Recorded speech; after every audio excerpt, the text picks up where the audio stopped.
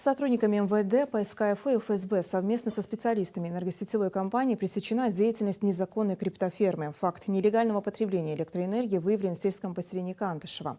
Возбуждено уголовное дело по признакам преступления, предусмотренного частью 2 статьи 165 Уголовного кодекса России. Санкция статьи предусматривает наказание вплоть до лишения свободы на срок до 5 лет.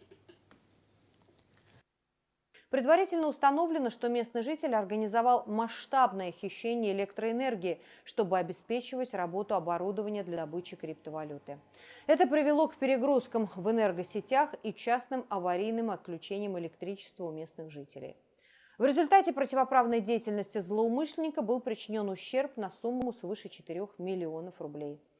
Полицейские обнаружили на территории заброшенного домовладения 264 устройства для майнинга криптовалют.